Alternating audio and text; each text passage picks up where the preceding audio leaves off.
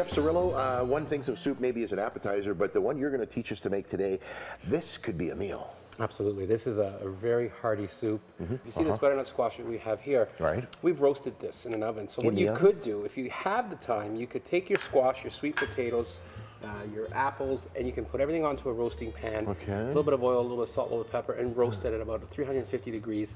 And let it just slowly roast in the oven and get that caramelization. And all you need to do at that point is, take it out of the skin, chop it up, put it in your pot, and then you just start the process from there. Okay. Because this soup is going to be pureed, yes, there's no real rule on the size of the vegetables. So you can just basically cut them into pieces. Okay. Just like that. So maybe what you can do is, as I cut, I'm going to cut the onion. Okay, I'm going to put a little bit of oil in that pot for me.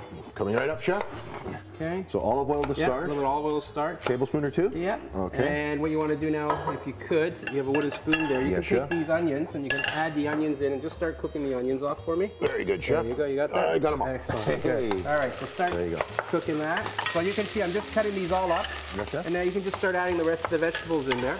There we go. So put them all in, Chef? Put them all in. Gotcha. Everything goes into the pot. So we'll mix that all together.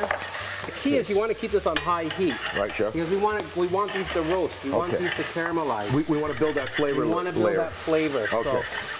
So I'm just going to add a little bit of the curry powder. Okay. And that's basically going to start roasting. You want to roast that. You want to roast the spices, and that's really going to start giving us a lot of flavor. So you want to start mixing that up for me? Yes, Chef. It smells great in here. So we're going to add mustard seeds. Mustard seeds. Add our fennel seeds.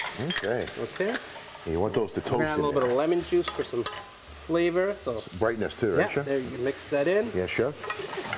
And we're going to take a little bit more now lemon it's juice. Sticking a little on the bottom. Is that okay? So it's going to deglaze itself, We're going to deglaze that. We're going to be adding some stock. Right. So you're going to add the stock, and you just want to cover it. And what you're going to do now, let it come to a boil. Right, then we're going to turn it down. Okay. We'll let that cook, and you're going to let that cook for at least 30 minutes. Once they're soft, we're going to puree them. We're visiting one of the largest hydroponic greenhouses in Ontario, where they produce annually millions of peppers. Yeah, I think you're nuts not to work in the greenhouse business. It's a beautiful environment. This is 14 hectares, around 34 acres, and we've got 840,000 stems here. All of our waste product here, including the plants at the end of the year, are shipped to a flower producer who uses that product and puts it through a methane digester and then produces electricity. We have two major ponds and we collect all the rainwater off the roof. So every drop of water that lands in this 34-acre square, we collect. 80% of all, or even 90% of all vegetable production in Ontario has gone biological. So we don't use any pesticides to control pests. And I think that as Canadians, we should take pride in that, because I think we're real leaders in the world. Back to the Academy once more, where Chef Cirillo has a tropical twist to this hearty soup. Okay, Chef, so this has been simmering for what, half an hour roughly? Roughly. So what I'm going to do now is turn off the heat. Really important when you're going to use your hand blender that you turn off the heat. Just start pureeing it. You can see it's just starting to blend, right? Okay. That'll take about 3-4 minutes before take your time.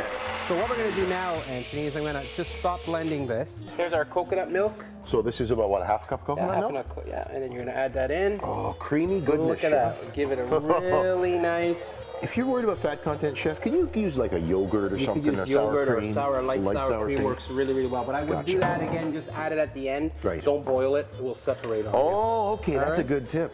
So why don't you go ahead, hold on a second. Let me just show you a little trick. Sure. You've got this beautiful white plate. Right. And the last thing you want to do is have all your little drips around. That you can wipe all you want, but you're making a mess. So you know what? Just grab a bowl, stainless steel bowl, take your soup, and use that as just a catch if anything drops. Oh, it's a drip. Oh. So you just follow yourself here and then move it, and then, you know what I mean? Go back and forth? You know what I mean? Yeah. Look at that. And then what we want to do is just a little bit of some fresh herbs. Again, we're using fresh herbs that we have. We have some oregano, some rosemary, some thyme. And look at that. Look how beautiful that is. Incredible. So we really get to taste some local flavors right there from the escarpment, Chef. Beautiful job, pal. Thank you. Thank you. Thanks.